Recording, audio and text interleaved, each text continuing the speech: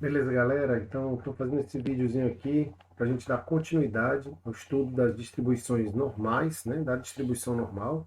Vocês sabem quem está estudando variáveis aleatórias contínuas, né? E especificamente essa distribuição que é muito importante, que aparece em várias aplicações reais, né? Das ciências, da engenharia e também da vida real. Então, a distribuição normal tem uma grande importância e a gente já fez assim um estudo básico sobre ela, já entendemos um pouco do que ela é. E aqui é para a gente dar sequência. Não sei se o vídeo vai ficar bom o suficiente, mas espero que dê pelo menos para vocês acompanharem, né, essa partezinha final aí do conteúdo, ok? Então, sem mais delongas, vamos aqui fazer uma rápida revisão daquilo que a gente já conhece sobre distribuição normal. Eu fiz aqui esse quadro resumo, tá? Vocês estão vendo aqui a função densidade de probabilidade. Então, é exatamente por isso que a distribuição normal também é chamada de distribuição gaussiana, porque essa função que representa a nossa densidade de probabilidade, ela é, na verdade, uma função gaussiana, né? Ou seja, ela é um exponencial de uma função quadrática e ela tem esse formato aqui que vocês estão vendo, né? Que é uma espécie de curva em forma de sino, tá? Que representa a distribuição de probabilidades de uma variável aleatória. Como ela é uma função densidade, obviamente ela tem que ter uma área unitária, e é por isso que a gente ajusta os parâmetros. Vocês estão vendo aqui que, além da variável independente, que é o x, que aparece bem aqui nesse expoente, ela tem dois parâmetros importantes aqui, né, que é o sigma e o mi, é a média e o desvio padrão, que aparece tanto aqui quanto aqui, desvio padrão da nossa variável. Então a gente ajusta esse coeficiente aqui para que quando o mi, né, ou melhor, quando o sigma, quando esse desvio padrão for grande, esse coeficiente vai ser pequeno e vice-versa. Quando ele for pequeno, né, ou seja, que a curva for fechada, esse coeficiente vai ser grande. O que vai acontecer é que, por exemplo, eu posso imaginar outras curvas desse mesmo tipo, com valores diferentes de mi e de sigma. Então, se eu tiver um sigma maior do que o que eu tenho nesse caso aqui da curva preta, eu vou ter isso aqui, né? Ó. Tá? Então, é uma curva que vai ser mais baixa, por causa desse parâmetro aqui, tá? Porém, ela vai ser mais aberta, porque o sigma é maior. Se meu sigma fosse menor, essa curva seria mais fechada, porém, ela iria mais alta, lá mais em cima, né? De forma a sempre guardar a mesma área. Então, quando você vê uma curva dessa, o que é que você tem que pensar? Que ela representa uma variável aleatória que se concentra nessa região, em torno desse valor de mi. Então, vamos chutar aqui um valor de 15, por exemplo. Se a média da variável é 15, tá? Então ela vai ali se concentrar fortemente entre o 15, né? Se ela vai muito mais longe do que o 15, tanto para cima quanto para baixo, quem vai dizer é a abertura dessa curva, né? Aqui na azul ela vai se concentrar muito aqui, já na preta ela se concentra numa região um pouco maior e na vermelha ainda maior, né? Ela se espalha mais porque ela tem um desvio padrão maior, tá certo? Então é assim que a gente interpreta esse resultado. E, obviamente, a gente precisa calcular essas áreas, né, para saber probabilidades. É isso que nos interessa aqui, calcular a probabilidade de que essa variável se encontre em uma determinada região. Então, a função de distribuição acumulada faz isso para a gente, só que o que acontece quando a gente escreve a função de distribuição acumulada? Aparece uma integral da função gaussiana. E, infelizmente, nós já vimos que essa integral ela é imprópria e convergente. Então, ela não tem essa função, ela não tem antiderivadas elementares, a gente só consegue resolvê-la de forma numérica, tá certo? Então é por isso que a gente faz ela para um caso bem específico, que é o caso em que μ é igual a zero e sigma é igual a 1. A gente vai chamar essa distribuição normal específica aqui de distribuição normal padrão, aquela que tem uma média zero e um desvio 1. E por que a gente faz isso? Porque nesse caso a FDA dela, a função de distribuição acumulada dela, ganha esse formato específico aqui. E a gente também já viu que esse formato, essa função específica, pode ser obtida a partir de qualquer variável normal, tá? De qualquer variável normal, a partir de um processo de padronização, que é essa transformação de variáveis aqui. Tá? A gente faz, na verdade, transforma a variável x calculando a distância padronizada dela para a sua média, ou seja, é a variável menos a média, e eu divido isso pelo desvio padrão. Né? Isso acontece tanto para a variável aleatória, como para qualquer dos valores de x que eu transformo em z. Né? Então, esse z pequeno, na verdade, é a distância padronizada, é o número de desvios padrões que eu tenho em relação à média, quando eu tenho um valor qualquer do eixo x. Ok, gente? Então isso que resume um pouco a nossa história sobre a distribuição normal e obviamente que o problema todo agora se encontra aqui, como fazer essa integral aqui. Essa é uma integral que já está de fácil acesso, né, nos pacotes de software que a gente encontra e também nas tabelas, né, que você vai encontrar em qualquer literatura sobre estatística. Né? Então a gente vai encontrar essa integração de forma bem fácil ou nas tabelas ou nos softwares. Vou mostrar aqui para vocês primeiramente na tabela, né? Primeiro de tudo, essa figura aí representa exatamente a distância de 1, 2 e 3 desvios padrões. Quando você tem essas distâncias, quais são as áreas, ou melhor, as probabilidades que a gente tem, né? Então essa figura ela é bem bacana porque mostra para a gente que para qualquer distribuição normal, média μ e desvio padrão sigma, quando eu estou a 1 desvio padrão da média, tanto para cima quanto para baixo, eu vou ter nesse intervalo entre menos 1 e 1 uma área de 68,27%, portanto, é essa a probabilidade de eu me encontrar dentro desse intervalo. Se eu for para dois desvios padrões, né, entre menos 2 e 2, eu já estou a 95,45% de probabilidade. E por fim, se eu tiver entre menos 3 e 3, eu estou a 99,73% de probabilidade. Então isso aí é inclusive motivo para a gente utilizar vários sistemas de aferição de qualidade, né? Com base nesses 6 sigmas que estão aqui dentro, tá? E garantir que a tua produção, por exemplo, se encontre dentro desse intervalo, significaria garantir que 99,73%, né, da tua produção se encontra dentro desse intervalo, certo? E a gente vai, inclusive, daqui a pouco usar a tabela e os softwares para encontrar esses valores. Eu estou só apresentando, não calculei ainda, tá? A tabela é essa daqui. A princípio, a essa altura a gente já conhece ela também, né? Como é que ela funciona? Ela exatamente obtém, ela calcula a área, né? Ela calcula aquela equação que eu acabei de mostrar para vocês, né? Que seria essa área azul aqui, a área da curva normal padrão até um certo ponto Z, onde esse Z é dado aqui, ó, por esse número que está aqui nas linhas, no cabeçalho das linhas, mais esse número que está no cabeçalho das colunas. Então, por exemplo, se esse Z for igual a 0,73, eu estou aqui nessa linha, e aqui na coluna 0,03, né? Então essa área aqui de 76,73%, o 0,7673, essa aqui seria a probabilidade de eu me encontrar, né, até 0,73 desvios padrões acima da média. Ok, gente? Então é assim que a gente usa a tabela. Se a gente for partir para o uso do software, né? Ou no caso do nosso Excel aqui, né?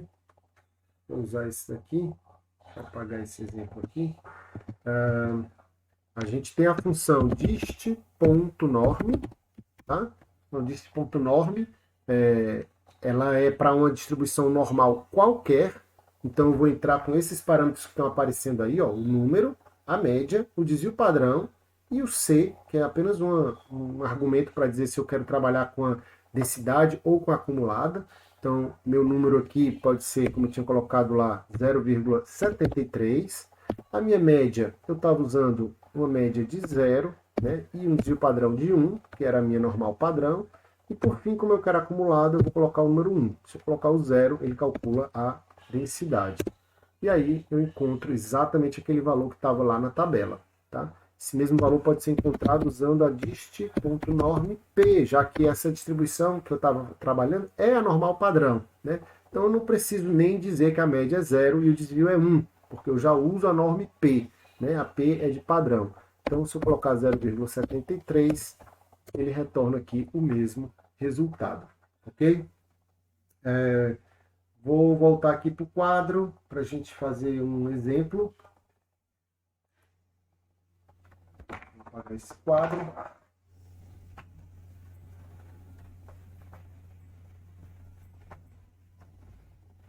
Então, vamos imaginar uma situação bem simples em que um professor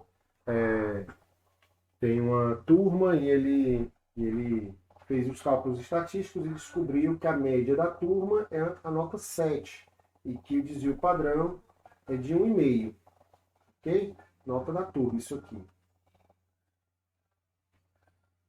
Se a gente puder supor que a nota é uma distribuição normal, com essa média de 7 e esse desvio padrão de 1,5, tá?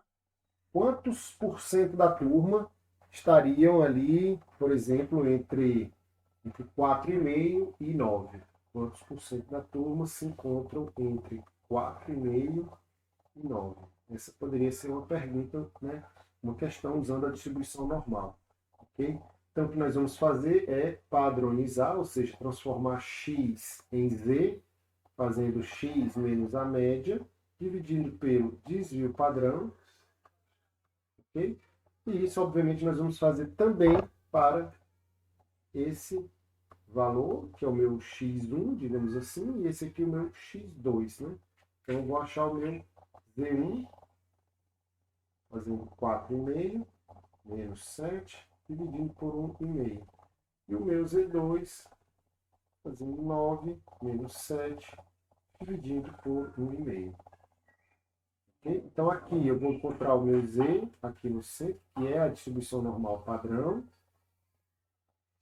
Okay? Então, aqui vai aparecer Z1, aqui vai aparecer Z, e aqui vai aparecer Z2. Ok? Fazendo aqui os cálculos. Fazendo aqui os cálculos, a gente vai ter 4,5 menos 7, dividido por 1,5. E do outro lado eu vou ter 9 menos 7, dividido por 1,5. Ok? Primeiramente, usando a tabela, né, eu vou precisar arredondar esses números, porque a tabela só tem duas casas decimais. Então, esse aqui eu vou arredondar para 1,67 e esse daqui eu vou arredondar para 1,33. Ok? Então, aqui eu vou colocar a probabilidade de encontrar entre menos 1,67 e 1,33. Ok? Nesse momento a gente já deve estar bem ciente, né, de que para achar a área entre dois pontos, né, nesse caso o meu zero está aqui, o meu 1,33 está aqui e 1,67 negativo está aqui. Então eu vou acumular, né, tudo desde menos infinito até o 1,33, que seria a borda superior do intervalo, ok? Eu vou acumular tudo até lá. E isso é o que? É o meu φ de 1,33, ok? E depois eu vou subtrair desse valor, subtrair o acumulado até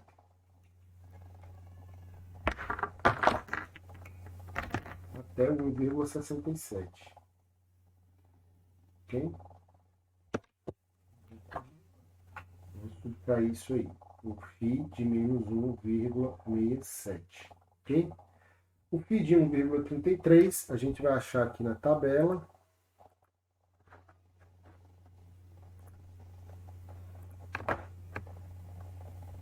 E 1,33, esse valor aqui, ó. Ok? Então, 0, eu estou colocando aqui no quadro, 0,908241. 8241.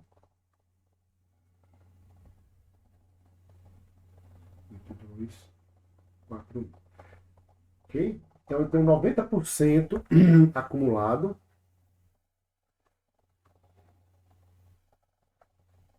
Então, 90% acumulado, que seria essa área vermelha aqui, né? Até eu me distanciar 1,33, né? O que é esse 1,33? Lembra que é o meu 9, né? Por quê? Porque o 9, ele está 1,33 desvios padrões acima da média. Minha média é 7, né? O meu 9 está a quantos pontos acima da média? 2. Mas esse 2 representa um desvio padrão mais 0,5 ponto. Esse 0,5 ponto é um terço do desvio padrão, né? Então, ficaria exatamente um desvio padrão mais um terço de desvio padrão, certo? Então, o meu 9 é exatamente isso. Tá? E até aqui, eu tenho 90,8%, né, da população que teve nota até esse valor. Agora eu vou tirar os que tiveram nota abaixo de 4,5, né? 4,5, ele está a 2,5 pontos do 7, só que para baixo, né? Esses 2,5 pontos representam um desvio padrão mais um ponto, né? E esse um ponto é exatamente 2/3 do desvio padrão. Então seria um desvio padrão mais 2/3 de desvio padrão, né? Só que isso negativo porque eu estou abaixo da média. Eu vou tirar essa galera aqui. Só que lá na minha tabela, vocês já se ligaram que a gente não tem a parte negativa, né? Então eu preciso usar a propriedade de simetria da minha distribuição normal, né? Que nós também já vimos, né? Ou seja, lá do outro lado tem um ponto equivalente, tá? Para o qual essa área aqui é igual a que eu estou querendo encontrar. Essa área que eu estou querendo encontrar aqui, que é φ de menos 1,67, ela é igual a essa daqui. Mas essa aqui, ela é o complemento, 1 menos, porque ela está do lado direito, do φ de quem? De 1,67. Né? Então, o φ de 1,67, ele seria essa área desse ponto para trás, para a esquerda. Né? Como eu quero a parte que está para a direita, eu vou fazer o complemento, 1 menos. Né? Então, eu vou colocar aqui 1 menos φ de 1,67. Ok? Quando eu tirar esse parênteses, esse 1 vai ficar negativo e esse φ vai ficar positivo. Ok? Então vai ficar assim. E a gente vai lá na tabela e vai olhar agora o 1,67. 1,6 e as colunas 7 aqui.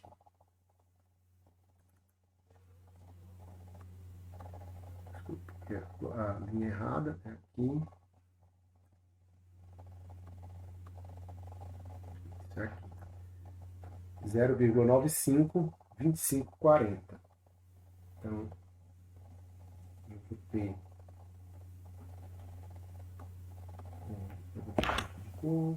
Vocês não estão vendo? Eu mostro já, enquanto eu escrevo aqui. 0,908241 menos 1 mais esse número agora que está marcado, 0,95, 25,4. Ok? Aqui para vocês. Essa parte de vermelho aqui, né, seria a conta que a gente precisa fazer. Vou colocar isso aqui na nossa planilha. Eu vou ter 0,98241 menos 1 mais 0,9524. O resultado deu 0,86078, que dá aproximadamente 86,07 ou 0,8%. Né? Vou colocar isso aqui em percentual. Daí, ó, 86,08% seria o percentual de alunos que tem nota, né? Considerando, evidentemente, né, aquela suposição inicial de que a população, a turma, tem uma distribuição normal, ok?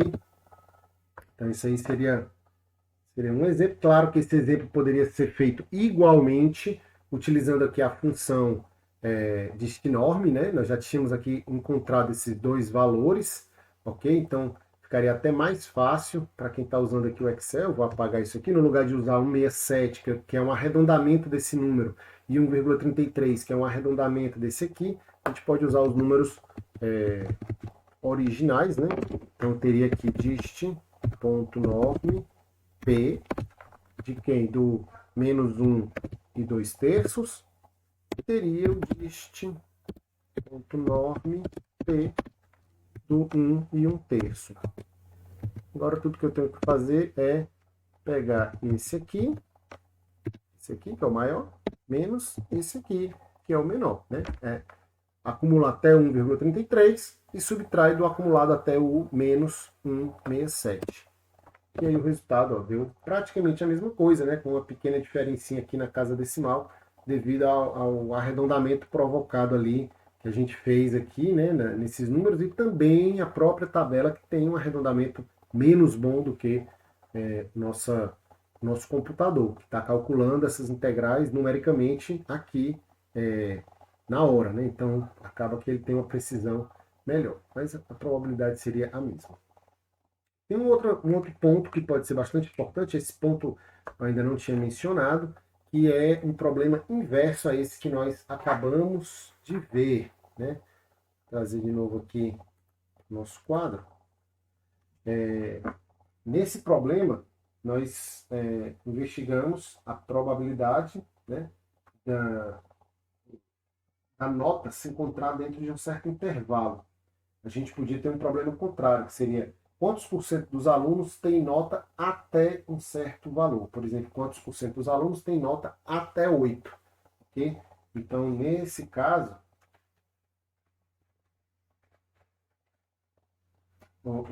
na verdade, não seria nesse problema. Seria qual é a nota para a qual nós temos um certo percentual de alunos. Tá? Por exemplo, 80% dos alunos. Né? Eu falei de forma confusa. Na verdade, eu quis dizer assim, ó, nós temos uma certa nota para a qual nós já acumulamos 80%, né, de alunos, da população. A probabilidade do x ser menor ou igual a um certo x0, né, uma certa nota, essa probabilidade é de 80%. Que nota seria essa? Ok? Nota para a qual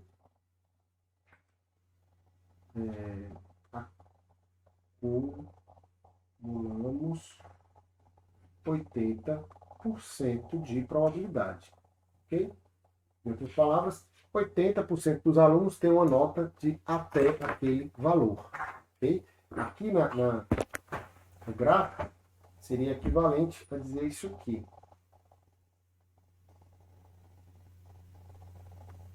Eu tenho aqui a minha média 7. E eu tenho aqui um certo ponto para o qual esse acumulado já é de 80%. Tá? Então, essa área acumulada aqui, mais essa área acumulada já seria de 80%. Que nota seria essa? Meu x0. Essa é a pergunta. Tá? Claro que a gente, como sempre, vai se referir a uma normal padrão, vai fazer a padronização, x menos mi, tudo isso dividido por sigma. Vamos encontrar aqui uma normal padrão, tem média 0 e desvio 1, e obviamente esse x0 ele vai estar em algum lugar aqui, para o qual nós temos também 80% de área acumulada, né? Então agora eu quero saber quem é esse z aqui, esse z0, que vai seguir o mesmo padrão, né? Ele vai ser x0 menos mi dividido por sigma. E o que eu posso dizer é que o φ que eu acumulei até esse z0 é de 0,8, 80%, 0,8. Ok? Então agora o meu trabalho é o contrário do que eu fiz antes. Eu vou na tabela procurar onde é que está a área de 0,8 e vejo qual é o z que está associado a ela, tá certo? Então eu vou dizer, olha, esse z ele é o x0 menos a média 7 dividido pelo desvio padrão, 1,5. Quanto é que ele vale? A gente vai lá na tabelinha e vai procurar o 0,8.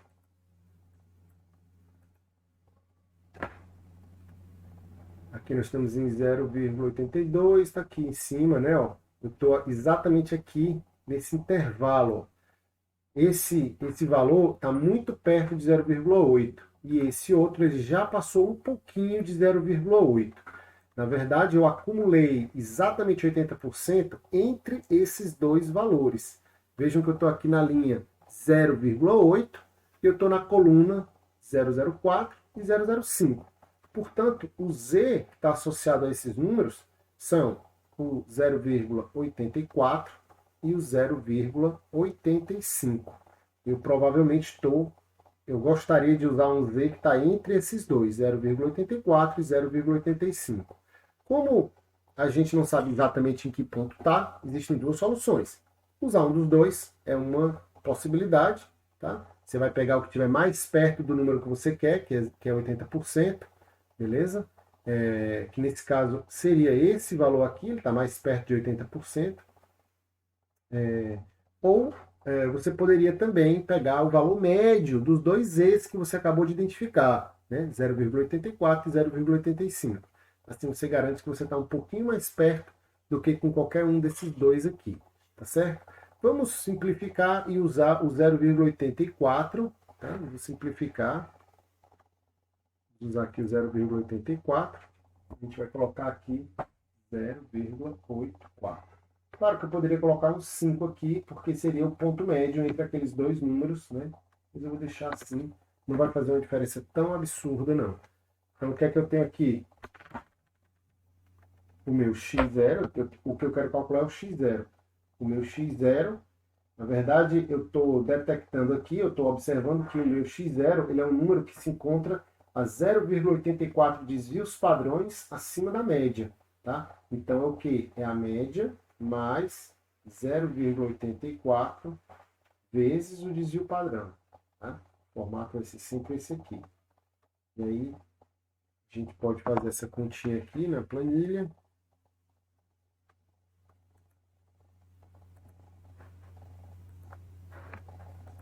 Eu vou ter 0,84 vezes 1,5.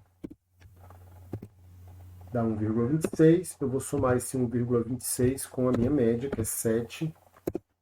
E eu tenho 8,26. 8,26. Então, essa seria a nota para a qual eu posso dizer que 80% dos alunos têm até esse valor de nota, 8,26, ok?